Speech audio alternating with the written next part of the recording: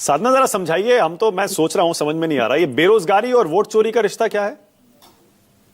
देखिए, बिल्कुल सीधा रिश्ता है आदरणीय मानक जी।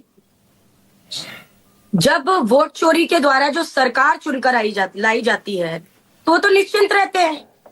ना तो उन्हें बेरोजगारी खत्म करने से कोई मतलब है, ना युवाओं को शिक्षित करने से कोई मतलब है।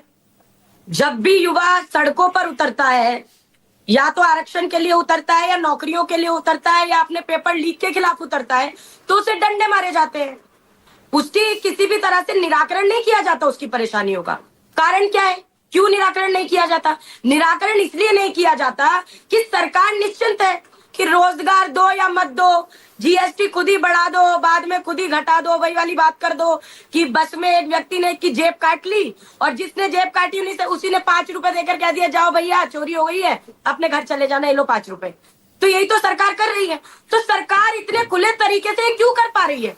क्योंकि सरकार को पता है कि वोट चोरी करना आज उनका सबसे बढ़िया हथियार बनकर सामने आ गया है। और मैं आपको बताऊं मानक जी, कोई आज की बात नहीं है।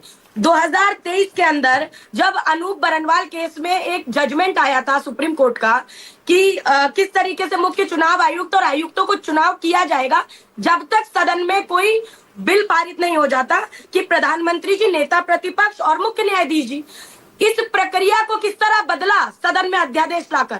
तो मुझे लगता है यहीं से वोट चोरी कवच देने का काम चुनाव आयुक्त को सरकार ने कर दिया।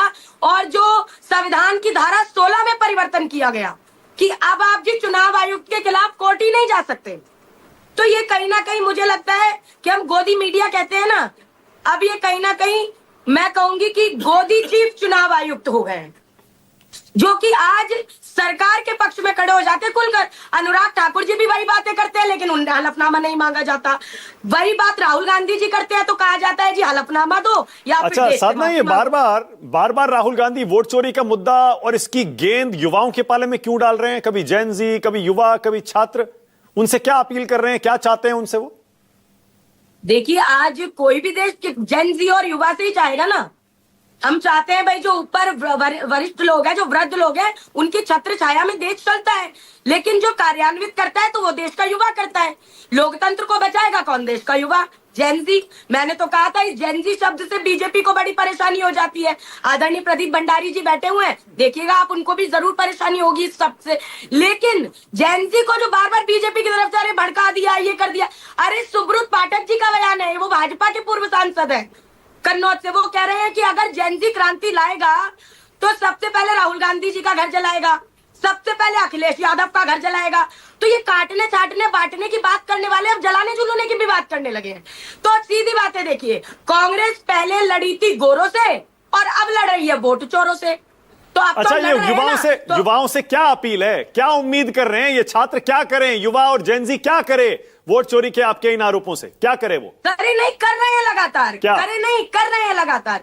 देखिए कितने आंदोलन नहीं किए, कितने डंडे नहीं खाए युवाओं ने, पेपर लीक के लिए क्या धरने पर नहीं बैठा? नहीं, एक मिनट, नहीं, मैं दूसरा सवाल मेरा दूसरा है। आप ये जो बार बार राहुल गांधी, मैं कह रहा हूं ना, वोट चोरी की गेंद इस मुद्दे की युवाओं के पाले में जो डाल रहे हैं, युवाओं को इस संविधान बचाना है, वोट चोरी के मुद्दे पर उन्हें ही सरकार को कटघरे में खड़ा करना, क्या चाहते हैं उनसे? वो क्या करे भाई? इसीलिए कहा जा रहा है, जब बिहार के अंदर चुनाव आयोग एक आंकड़ा पेश करता है कि फॉर्म 6 जो कि पहला मतदाता, पहली बार जो मतदाता बन रहा है उसके लिए भरा जाता है, तो जो उसमें 27% तो 20 से कम उम्र के हैं, बाकी कोई 80 साल का व्यक्ति है।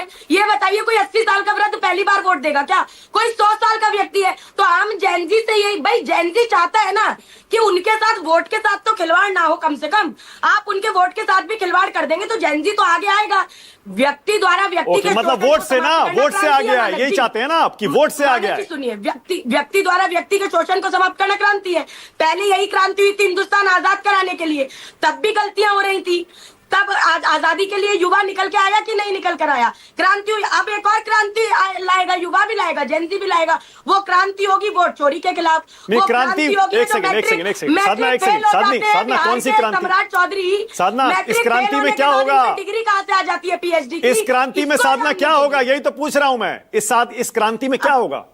वोट से होगी क्रांति या कैसे होगी? सड़कों पे होगी, क्या होगा? वोट, सबसे पहली क्रांति वोट से ही होती है और वोट से ही क्रांति होगी। लेकिन सबसे पहली बात तो यही प्रश्न है ना मानक जी कि वोट पर ही वोट चोरी कर देंगे तो क्रांति वोट के द्वारा कैसे करेगा युवा? फिर तो युवा को सड़कों पर आना पड़ेगा, युवा को अपनी आवाज और बुलंदी से रखनी पड़ेगी, और युवा रख रहा है और जेंजी भी रख रहा है। और सीधी बात यह है, बिहार के अंदर जो हमारी बैठक होने जा रही है, इतने बौखला गए हैं भाजपाई कि किस तरह से, देखिए वहां के जो प्रशासन और शासन है वो किस तरह से होर्डिंग हटा रहा है, पोस्टर फाड़े जा रहे हैं, होर्डिंग चेंज किए जा रहे हैं वहां से, और कहा जा रहा है कि भाई ये तो प्रशासन का काम है। इतना क्यों घबरा जाती है भाजपा? ठीक है, ओके, प्रदीप भंडारी। पहले मोदी जी का प्रश्न था, अभी सम्राट चौधरी जी की भी डिग्री पे प्रश्न है। अब नीरज कुमार जी जो जेडीयू के प्रवक्ता है, वो वरिष्ठ नेता है, वो कह रहे हैं कि भाई अशोक चौधरी जी को सामने आके बताना पड़ेगा कि ये 200 करोड़ का जो घोटाला हुआ है इसमें क्या है, क्योंकि वो मानस पुत्र अरे अशोक चौधरी आप ही की पार्टी के बिहार के अध्यक्ष थे। साधना, सोच समझ के, बच के, थोड़ा सावधान रह के, आप ही के अध्यक्ष थे पहले कल फिर आ जाएंगे बिहार में। हाँ, कल फिर आ गए तो क्या ये करेंगे? तो अब आप कहेंगे तो आधी भाजपा पहले कांग्रेस में थी, ये जितने प्रवक्ता बैठते हैं अभी बीजेपी से, ये तो आधे कांग्रेस में थे पहले। अच्छा ठीक है, okay, Pradeep Bhandari. All right, okay, Pradeep Bhandari. बात मुझे नहीं ओके ओके ओके।